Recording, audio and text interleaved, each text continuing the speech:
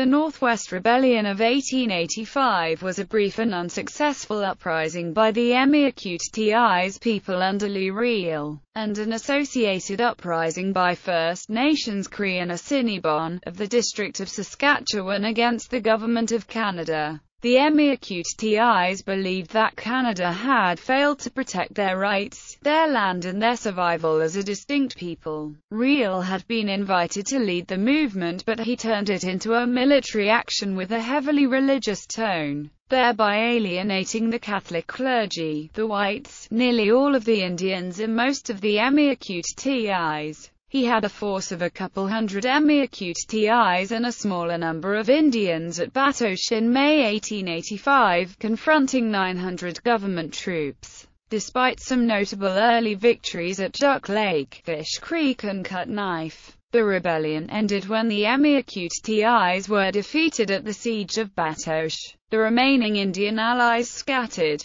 Riel was captured and put on trial. He was convicted of treason and despite many pleas across Canada for amnesty, he was hanged. Riel became the heroic martyr to Francophone Canada, and ethnic tensions escalated into a major national division that was never resolved, thanks to the key role that the Canadian Pacific Railway played in transporting troops. Conservative political support for it increased and Parliament authorized funds to complete the country's first transcontinental railway. Although only a few hundred people were directly affected in Saskatchewan, the long-term result was that the prairie provinces would be controlled by the Anglophones, not the Francophones. A much more important long-term impact was the bitter alienation Francophones across Canada showed, and anger against the repression of their countrymen. Background: after the Red River Rebellion of 1869 to 1870, many of the Métis moved from Manitoba to the Fort Carleton region of the Northwest Territories, where they founded the South Branch settlements of Fish Creek, Butte, St. Laurent, St. Louis, and Duck Lake on or near the South Saskatchewan River. In 1882, surveyors began dividing the land of the newly formed District of Saskatchewan in the square concession system. The Métis lands were laid out in the seigneurial system of strips reaching back from a river which the Métis were familiar with in their French-Canadian culture. A year after the survey, the 36 families of the parish of St. Louis found that their land and village site that included a church and a school had been sold by the Government of Canada to the Prince Albert Colonization Company. Not having clear title, the Métis feared losing their land which, now that the buffalo herds were gone, was their primary source of sustenance. In 1884, the Métis asked Louis Riel to return from the United States, where he had fled after the Red River Rebellion, to appeal to the government on their behalf. The government gave a vague response.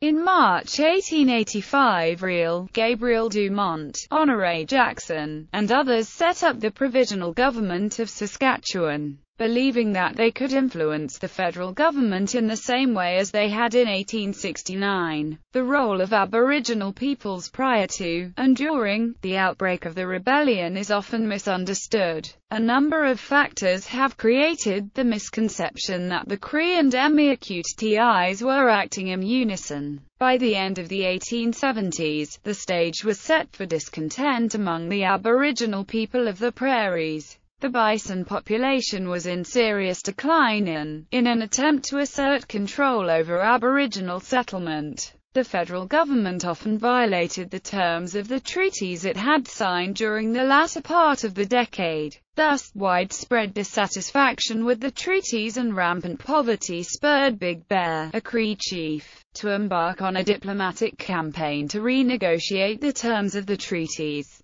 When the Cree initiated violence in the spring of 1885, it was almost certainly unrelated to the revolt of Riel and the Métis. In both the Frog Lake Massacre and the Siege of Fort Battleford, small dissident groups of Cree men revolted against the authority of Big Bear and Poundmaker, although he quietly signaled to Ottawa that these two incidents were the result of desperate and starving people, and were, as such, for Riel and the Métis. Several factors had changed since the Red River Rebellion. The railway had been completed across the prairies in 1883, though sections were still under construction north of Lake Superior, making it easier for the government to get troops into the area. In addition, the Northwest Mounted Police had been created, developing an armed local force. Riel lacked support from English settlers of the area as well as the great majority of tribes. Riel's religious heresy that God had sent him back to Canada as a prophet caused Catholic officials to try to minimize his support. The Catholic priest, Albert Lacombe, worked to obtain assurances from Crowfoot that his Blackfoot warriors would not participate in a rebellion. Map of battle sites. Chronology of events. Demographics. The District of Saskatchewan, part of the Northwest Territories in 1885, was divided into 3 subdistricts and had a population of 10,595. To the east, the Carrot River subdistrict with 1,770 people remained quiet. The Prince Albert subdistrict, located in the center of the district, had a population of 5,373, which included the South Branch settlements with about 1,300. The South Branch settlement was the center of Louis Riel's provisional government of Saskatchewan during the rebellion. To the west, where the Cree uprising led by Poundmaker and Big Bear occurred, was the Battleford subdistrict with 3,603 people. The largest settlement in the capital of the district was Prince Albert with about 800 people, followed by Battleford with about 500 people, who were divided about equally between French,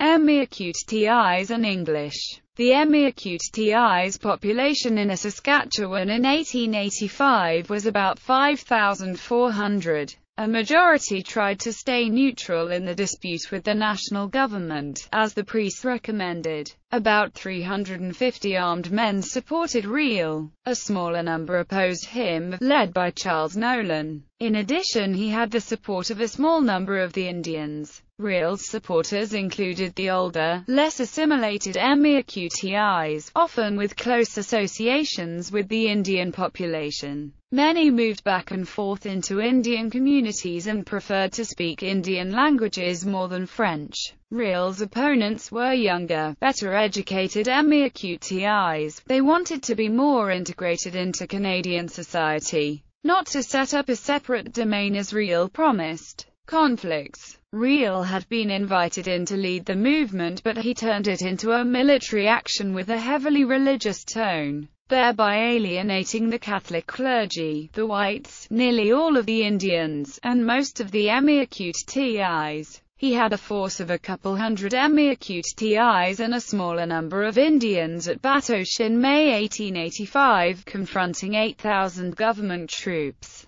Battle of Duck Lake on March 26, 1885. The 150 to 200 Métis and Aboriginal warriors under the command of Gabriel Dumont defeated a combined group of 90 Prince Albert volunteers and Northwest Mounted Police led by their Superintendent Leif Nuri Fitzroy Crozier at Duck Lake, outside Batoche. In response, the federal government sent Major General Frederick Middleton in command of 3,000 troops to the area, where Middleton incorporated another 2,000, mostly English-Canadian volunteers and 500 Northwest Mounted Police into his force. Looting of Battleford on March 30, 1885, a raiding party of Cree people, short of food due to declining bison populations, approached Battleford. The inhabitants fled to the nearby Northwest Mounted Police post, Fort Battleford. The Cree then took food and supplies from the empty stores and houses.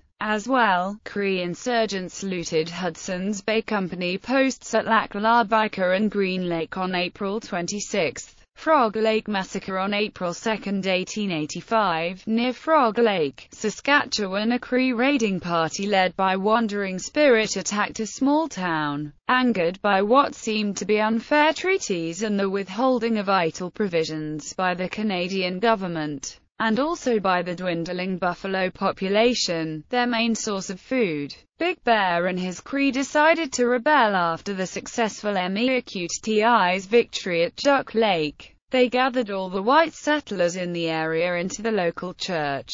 They killed Thomas Quinn, the town's Indian agent, after a disagreement broke out.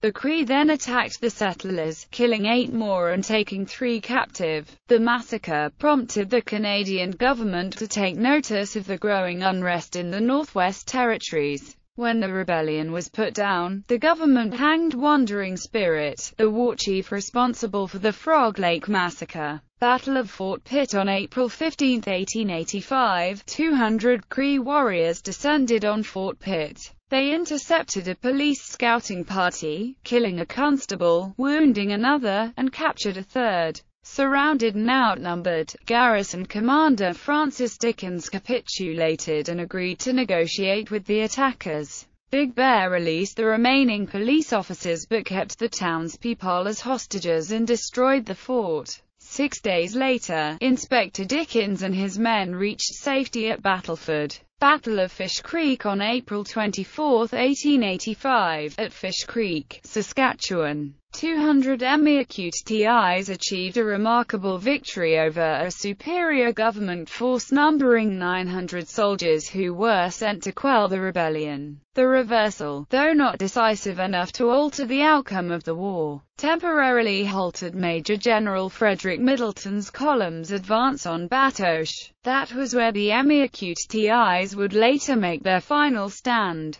Despite their use of Gatling guns, a flying column of Canadian militia and Army regulars, government forces were defeated. Fine Day was affiliated with the chief Poundmaker. Big Bear would not get involved. Battle of Batoche on May 9, 1885, Middleton attacked Batoche itself. The greatly outnumbered MEAQTIs ran out of ammunition after 3 days of battle and siege. The MEAQTIs resorted to firing sharp objects and small rocks from their guns, until they were killed or dispersed when Middleton's soldiers advanced in strength and overran their rifle pits. Riel surrendered on May 15.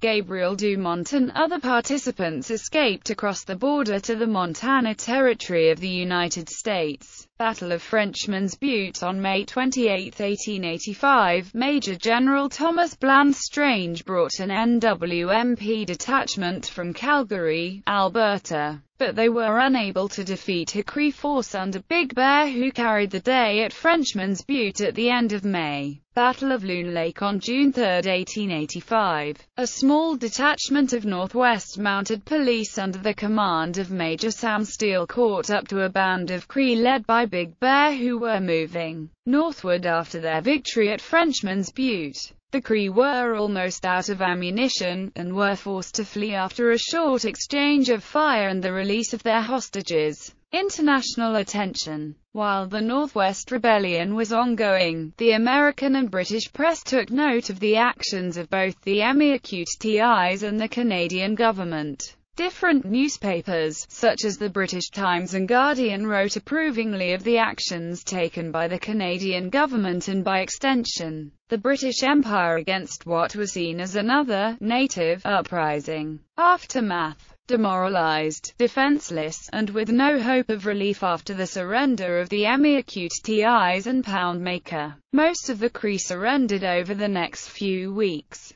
On July 2, Big Bear surrendered to the NWMP on an island in the Saskatchewan River near Fort Carleton. The government pacified the Cree and Assiniboine by sending him food and other supplies. Poundmaker and Big Bear were sentenced to prison. 8 other Aboriginal leaders were hanged in the largest mass hanging in Canadian history. Riel was tried and hanged as well, sparking a national controversy between French and British Canada. The Canadian Pacific Railway played a key role in the government's response to the rebellion, as it was able to transport federal troops to the area quickly, while it had taken 3 months to get troops to the Red River Rebellion. The government was able to move forces in 9 days by train in response to events in the Northwest Territories. The successful operation increased political support for the floundering and incomplete railway, which had been close to financial collapse. The government authorized enough funds to finish the line. Thus, Prime Minister John A. Macdonald was able to realize his national dream of linking Canada across the continent, in what is now Saskatchewan. Shortly after the fighting, the first modern-style election took place in the Northwest Territories election of 1885. The Scrip Commission was dispatched to the District of Saskatchewan to address the issue of MEAQTI's land claims.